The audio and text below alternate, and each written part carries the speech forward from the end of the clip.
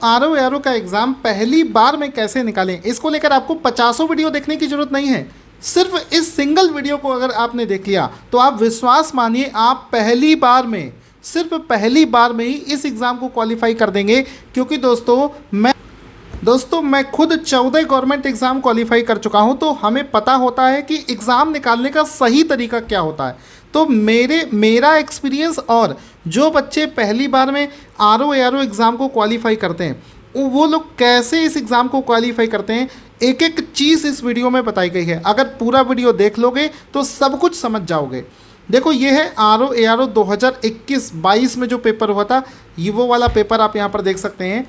अब इसमें देखो एक एक पॉइंट को ध्यान से समझते हुए चलना। ये देखिए इसकी देखो सबसे बेस्ट स्ट्रेटजी क्या होती है वो समझो। होता क्या है कि आरओ एआरओ के प्रीलिम्स में दो पेपर होते हैं। सबसे पहले आपको प्रीलिम्स देना पड़ेगा और आरओ एआरओ के प्रीलिम्स में दो पेपर होते हैं। एक होता है जीएस का पेपर जिसमें 140 क्वेश्चन आते हैं और दूसरा होता है हिंदी का क्वेश्चन जिसमें 60 क्वेश्चन आते हैं। तो 140 + 60 यानी कि 200 क्वेश्चन इस एग्ज़ाम में पूछे जाते हैं।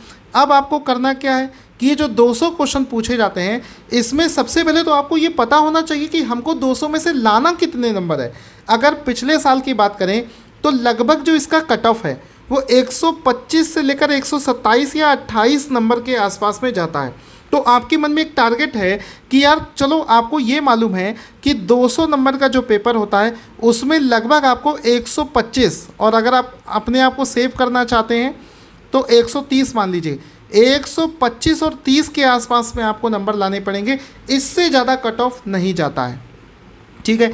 अब इस कट ऑफ को लाने के लिए आपको करना क्या है वो आपको पता होना चाहिए, और वो चीज़ करनी कैसे वो भी आपको मैं बताऊंगा। तो इस चीज़ को पहली बार में निकालने के लिए आपको एक स्ट्रैटेजी बनानी पड़ेगी जिसको बोला जाता है 80 और 50 की स्ट्रैटेजी। क्या बोलते हैं? 80 और 50 की स्ट्रैटेजी।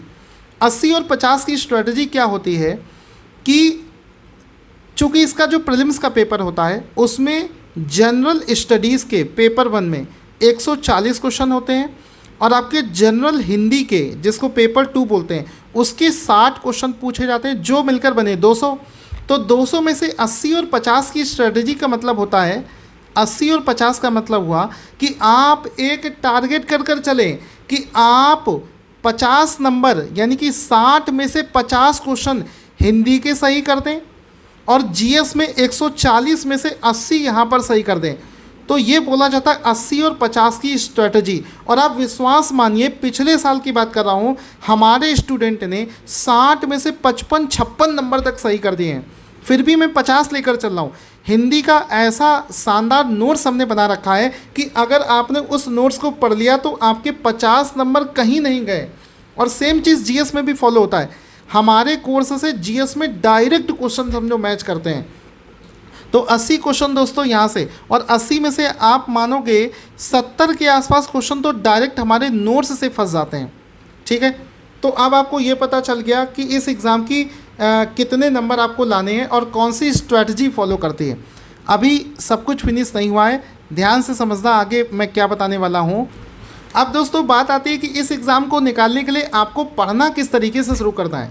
देखिए पढ़ने का मतलब ये नहीं होता है कि एक तरफ से आपने सिलेबस को पढ़ना शुरू कर दिया, क्योंकि अगर आप एक तरफ से सिलेबस को पढ़ोगे तो आप विश्वास मानिए आपको बहुत ज़्यादा पढ़ना पड़ेगा और उतना ज़्यादा ना तो आप पढ़ पाएंगे, और अगर आपने पढ़ भी लिया तो आप उसका रिवीजन नहीं कर पाओगे। इतना ज़्यादा पढ़ने की ज़रूरत नहीं होती है, स्मार्ट स्टडी करने की ज़रूरत होती है। दोस्तों चूँकि मैं ऑलरेडी सेलेक्टेड हूँ इस वजह से हम लोगों को ये मालूम होता है कि कौन से सही तरीके से पढ़ने से आपका एग्ज़ाम निकलेगा। अगर आप ध्यान से देखो तो आप क्या करो, सबसे पहले तो ये देखो कि पिछले 5 वर्षों में आरओ एआरओ के पेपर में पैटर्न किस तरफ जा रहा है, कौन कौन से सब्जेक्ट ज़्यादा पूछे जा रहे हैं, कौन कौन से टॉपिक ज़्यादा पूछे जा रहे हैं। तो पिछले 5 साल के पेपर का एनालिसिस आपको करना है, ठीक है। 5 साल के पेपर का एनालिसिस करो और उस एनालिसिस में क्या होगा कि आपको ये पता चल जाएगा subject wise analysis. Subject wise analysis का मतलब होता है कि आप पिछले 5 साल के पेपर में ये जान जाओगे कि कौन सा सब्जेक्ट ज़्यादा पूछा गया है, क्योंकि जो सब्जेक्ट ज़्यादा पूछा जाएगा उसको सबसे पहले पढ़ना है और उसको ज़्यादा से ज़्यादा डिटेल में पढ़ना है। ऐसे ही तो पढ़ा जाता है। और अगर आप इस प्लानिंग से नहीं पढ़ोगे तो एग्ज़ाम तब भी निकलेगा, लेकिन आपको टाइम बहुत लग जाएगा। पहली बार में एग्ज़ाम को निकालना है तो पहले सब्जेक्ट एनालिसिस करो और ये देखो कि कौन सा सब्जेक्ट ज़्यादा पूछा जाता है, उसको आपको पहले पढ़ना है और उसको ज़्यादा डिटेल में पढ़ना है। जो सब्जेक्ट कम पूछा जाता है उसको छोड़कर नहीं जाना है, उसको भी पढ़ना है, लेकिन उसको लास्ट में पढ़ना है, सबसे लास्ट में पढ़ना है और कम समय देना है। इस प्रकार से आपको एग्ज़ाम में तैयारी करनी पड़ेगी। अगर आप सारे सब्जेक्टों को एक तरफ से पढ़ोगे, एक जैसा पढ़ोगे, तो आपका टाइम बहुत वेस्ट हो जाएगा। इतना टाइम कहाँ है आपके पास में। और दोस्तों ध्यान से समझिए कि जब आप अपने खुद से इन सब चीज़ों को पढ़ोगे तो बहुत ध्यान से पढ़ना, लेकिन अगर आप हमारे बैच से पढ़ाई करते हो तो उसमें हमने अपना पूरा कोर्स बनाया ही इस तरीके से है कि जो सब्जेक्ट पिछले सालों में ज़्यादा पूछे गए हैं उसको ज़्यादा पढ़ाते हैं और पहले पढ़ाते हैं। तो वहाँ से भी आप पढ़ सकते हैं। अगर मैं आपको दिखाऊं तो पिछले साल का जो पेपर हुआ था यूपी पीसीएस आरओ एआरओ 2021 का सब्जेक्ट वाइज एनालिसिस अगर आप देखें तो देखो ये पूरे सारे सब्जेक्टों का 140 क्वेश्चन कौन कौन से सब्जेक्ट से पूछे गए उसका एनालिसिस है। अब जब आप इसका तैयारी करना शुरू करेंगे तो सबसे ज़्यादा देखो कि यहाँ पर 36 क्वेश्चन दोस्तों पूछे गए हैं करंट अफेयर्स से। यानी कि आपके मन में एक चीज़ आ गई कि यानी कि सर हमको करंट अफेयर्स बहुत अच्छे से कर जाना है। और दोस्तों आप विश्वास मानिए 36 में से 35 क्वेश्चन जो हैं, 36 में से 35 क्वेश्चन हमारे नोट्स से डायरेक्ट फंसे हैं। जिसको ये चीज़ नहीं विश्वास हो रहा है वो इस वीडियो के डिस्क्रिप्शन में मैंने एक प्रूफ वाला वीडियो भी डाल रखा है जिसमें मैंने एक एक क्वेश्चन को मैच कराया है। इंडिया की कोई भी कोचिंग ऐसा सबूत नहीं देगी जैसा मैं सबूत आपको दे रहा हूँ। एक एक क्वेश्चन मैच कर रहा है जो एग्ज़ाम में पूछा गया। अब चूंकि करंट अफेयर्स के क्वेश्चन 36 पूछे गए हैं तो आपको ये पता चल गया कि मुझे अगली बार जब पेपर देना है तो करंट अफेयर्स पर विशेष रूप से ध्यान देना है। इसके बाद में देखो ज्योग्राफी से 26 क्वेश्चन पूछे गए हैं। यानी कि आपको जब जीएस पढ़ना शुरू करना है तो सबसे पहले ज्योग्राफी को पढ़ो, ज़्यादा डिटेल में ज्योग्राफी को पढ़ो, क्योंकि इससे लगातार पिछले 3 साल में 26, 25, 22 इस तरीके से क्वेश्चंस पूछे गए। उसके बाद में आप देखोगे तो जनरल साइंस के 19 क्वेश्चन पूछे गए। ठीक है, और ये जो एनालिसिस है ये एनालिसिस आपको कहीं मिलेगा नहीं। इस एनालिसिस के साथ में जब आप एग्ज़ाम की तैयारी करोगे तो ऐसा तो हो ही नहीं सकता कि आप पहली बार में इस एग्ज़ाम को ना क्वालिफाई कर पाओ। अगर आप हिस्ट्री के देखें तो 15, 8, 8, 5, 13, 23 क्वेश्चन आपके हिस्ट्री से पूछे गए। ठीक है, इसके बाद में पॉलिटी से 10 क्वेश्चन पूछे गए, पॉपुलेशन से 3 पूछे गए। स्पेशल नॉलेज जो यूपी स्पेशल होता है, यूपी स्पेशल के 19 क्वेश्चन एग्ज़ाम में पूछे गए हैं। इसके बाद में आप देखोगे रीजनिंग के 15 क्वेश्चन एग्ज़ाम में पूछे गए। ठीक है, 15 क्वेश्चन एग्ज़ाम में पूछे गए। मिसलेनियस से 5 पूछे गए और 140 क्वेश्चन जाकर यहाँ पर हो जाते हैं। तो यहाँ पर आपको एक आइडिया लग गया कि मुझे कौन सा सब्जेक्ट पहले पढ़ना है और कौन सा बाद में पढ़ना है। इसमें एक चीज़ आपको ध्यान देनी है कि चूँकि दोस्तों आरओ एआरओ का पेपर अगर आप देखोगे कि लास्ट 5 ईयर का पेपर आपको एनालिसिस करना है तो आप पाओगे कि आरओ एआरओ पिछले 5 साल लगातार तो हुआ नहीं है। 2017 में सबसे लास्ट में हुआ, मतलब अभी लेटेस्ट में 2021 में हुआ है, उससे पहले 2017 में हुआ था। तो अब आपको क्या करना है कि चूँकि आरओ एआरओ का एग्ज़ाम जो है वो यूपी पीसीएस करवाता है। ठीक है, यूपी पीसीएस एग्ज़ाम को कंडक्ट करवाता है। तो आपको यूपी पीसीएस के पिछले 5 वर्षों के पेपर को देखकर एनालिसिस करना है। आरओ एआरओ के पेपर को देखकर एनालिसिस नहीं करना है, क्योंकि वो तो 2021 में हुआ है और उससे पहले 2017 में हुआ है, लेकिन उसको देखने की ज़रूरत नहीं क्योंकि उस समय बहुत आसान क्वेश्चन पूछे जाते थे। चूँकि इसको यूपी पीसीएस करवाता है, यूपी पीसीएस जैसा ही है, तो आपको यूपी पीसीएस के पेपर की एनालिसिस करके अपनी प्लानिंग बनानी है। तो यहाँ पर आप देख सकते हो कि यूपी पीसीएस 2021 और यूपी पीसीएस 2022 में जो क्वेश्चंस पूछे गए वो कौन कौन से सेक्शन से पूछे गए। तो यहाँ पर आप देख सकते हो हिस्ट्री के 2021 में 20 और 16 में 22 क्वेश्चन पूछे गए। इसी तरीके से ज्योग्राफी के 18 और 15 क्वेश्चन, एनवायरनमेंट के 9 और 2022 में 25 क्वेश्चन। तो यहाँ से आपको पता चला कि एनवायरनमेंट का रेशियो जो है वो धीरे धीरे एग्ज़ाम में बढ़ रहा है। साइंस के 15 क्वेश्चन पूछे गए थे 21 में और 22 में 13 क्वेश्चन। तो ये एनालिसिस जो सब्जेक्ट वाइज होती है ये आपको ये बताने में मदद करती है कि आप कौन सा सब्जेक्ट पहले पढ़ें। बाकी अगर आप खुद से पढ़ना चाहते हो तो पढ़ सकते हैं। बाकी मेरा जो बैच चल रहा है उस बैच में हमने ये सारी प्लानिंग करके ही बैच को बनाया है। अब आप अगर हमारा बैच ज्वाइन करते हैं तो आपको किस तरीके से तैयारी करवाई जाएगी वो आप यहाँ पर देख सकते हैं कि अगर आप डेली 4 से 5 घंटे पढ़ोगे तो 5 महीने में आप पूरा सिलेबस कवर कर लोगे।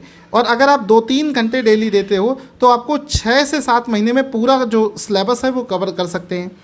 अब हमारा बैच की खासियत क्या है दोस्तों? उसकी सबसे बड़ी खासियत ये है कि आपको अलग अलग हर एक सब्जेक्ट की किताबें पढ़नी नहीं पड़ेंगी, क्योंकि किसी भी एक सब्जेक्ट को अगर आप अच्छे से पढ़ोगे तो मिनिमम आपको 4 से 5 किताबें उस सब्जेक्ट को लेनी होंगी, क्योंकि कोई टॉपिक किसी बुक में अच्छा दे रखा होता है, कोई दूसरा टॉपिक किसी दूसरी बुक में अच्छा दे रखा होता है। तो आपको ये सब करने की ज़रूरत नहीं है। आपको क्या करना है कि जो हमारा कोर्स है वो हम लोग आपको इस बुक से कुछ कंटेंट निकालेंगे, अच्छा इस बुक से कुछ अच्छा कंटेंट निकालेंगे, और सारी किताबों से जो जो टॉपिक अच्छा दे रखा है वो सब निकाल कर एक निचोड़ तैयार किया गया है और वही निचोड़ कंटेंट आपको दिया जाएगा। ठीक है, तो ये चीज़ें आपको ध्यान देनी। साथ ही साथ में थ्योरी पढ़ने के बाद में आपको क्वेश्चंस की प्रैक्टिस करनी होती है। ठीक है, और ये जो क्वेश्चंस की प्रैक्टिस है ये हमारे बैच में आपको करवाई जाएगी ROARO के हिसाब से। ROARO के हिसाब से जो रिक्वायरमेंट होती है उस हिसाब से पूरी तैयारी दोस्तों करवाई जाएगी। पहली बार में आप एग्ज़ाम को क्वालिफाई कर पाएंगे। तो इसमें आप देख सकते हो ROARO 2023 वाला बैच है। साथ ही साथ में जिन बच्चों ने हमारे बैच में एडमिशन लिया है, आप विश्वास मानिए इतने ज़्यादा खुश हैं वो बच्चों के फीडबैक आप देख सकते हो। ये कमेंट आपके सामने, आप एक एक कमेंट को स्क्रीनशॉट लेकर पढ़ सकते हो कि कितना शानदार यहाँ पर फीडबैक आ रहा है बच्चों का। ये देखिए इतने बड़े बड़े मैसेज लिखकर लोग कह रहे हैं कि सर आपका कंटेंट बहुत ज़्यादा शानदार है। जिन लोगों ने बैच ले रखा है वो कह रहे हैं कि सर हमने ऑनलाइन ऐसी कोई कोचिंग नहीं होगी जहाँ से बैच ना लिया हो, लेकिन उनको जो सबसे सटीक और सबसे अच्छी तैयारी मिल रही है वो हमारे चैनल पर मिल रही है। ये सबके कमेंट आप देख सकते हैं। यहाँ पर आप देख सकते हैं बहुत ही शानदार SRM यूनिवर्सिटी के पढ़े हुए बच्चे कह रहे हैं कि सर आपका जो टीचिंग स्टाइल है वो सबसे बेस्ट है। ठीक है, तो ये फीडबैक हो गया। अब यहाँ पर देखिए हमारा जो मोबाइल है भरा पड़ा है ऐसे मैसेजेस से जिसमें कि फीडबैक है। जिस बच्चे ने एडमिशन लिया वो बहुत ज़्यादा सेटिस्फाइड है, क्योंकि हमारे कोर्स में आपको कोई दुनिया भर की चीज़ें नहीं पढ़ेंगी, सिर्फ ROARO में जो चीज़ें पूछी जाती हैं उनको पढ़ेंगे। अब ROARO की पूरी प्लानिंग आपने समझ ली, स्ट्रैटेजी समझ ली, कट ऑफ समझ लिया। अब इसका एग्ज़ाम पैटर्न भी आप एक बार समझ लो। तो ROARO का एग्ज़ाम पैटर्न क्या होता है कि ये एग्ज़ाम जो है टोटल 2 स्टेजेस में होता है। इसमें इंटरव्यू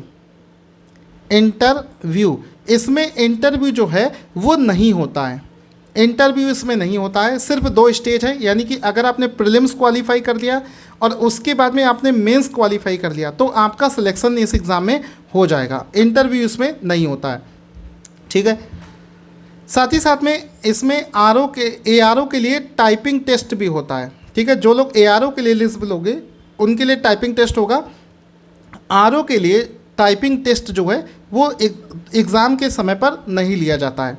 साथ ही साथ में जब आप प्रीलिम्स का एग्ज़ाम देंगे तो प्रीलिम्स में क्या होता है, आपको GS 1 और हिंदी ये 2 चीज़ें पूछी जाती हैं। GS के 140 क्वेश्चन जिसके लिए 2 घंटे का समय मिलता है, हिंदी का 60 क्वेश्चन होते हैं जिसके लिए 1 घंटा मिलता है। टोटल 200 क्वेश्चन के लिए 3 घंटे का समय आपको दिया जाता है। ठीक है, ये चीज़ आपको ध्यान देनी है। इसमें नेगेटिव मार्किंग 1/3 यानी कि 0.33 इसमें नेगेटिव मार्किंग होती है। साथ ही साथ में जो भी बच्चे प्रीलिम्स का एग्ज़ाम देंगे, प्रीलिम्स क्वालिफाई हो जाएंगे, जो भी स्टूडेंट प्रीलिम्स क्वालिफाई हो जाएंगे उनको मेंस का एग्ज़ाम देने को मौका मिलेगा। और आपका जो फाइनल सिलेक्शन है वो प्रीलिम्स के नंबर के बेसिस पर नहीं होगा। प्रीलिम्स तो सिर्फ क्वालिफाइंग नेचर का है। आपका जो फाइनल सिलेक्शन है वो मेंस में आपके कितने नंबर आते हैं उस बेसिस पर किया जाता है। प्रीलिम्स के हिसाब से आपका सिलेक्शन नहीं होगा।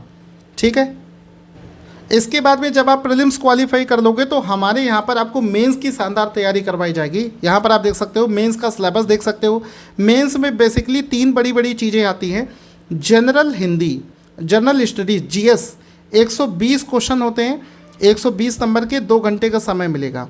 दूसरा पेपर आता है जनरल हिंदी एंड ड्राफ्टिंग। इसमें पार्ट 1 कन्वेंशनल होता है 100 नंबर का, और part 2 general vocabulary objective type होता है 60 नंबर का। साथ ही साथ में आपको हिंदी का एक ऐसे भी लिखना होता है 120 मार्क्स का। तो ये मेंस का सिलेबस है। जब आप मेंस क्वालिफाई कर लेंगे तो मेंस के नंबर के बेसिस पर आपका फाइनल सिलेक्शन कराया जाएगा। इसके अलावा दोस्तों जितना अभी तक पढ़ाया है वो बिल्कुल एग्ज़ाम में फंस कर आता है।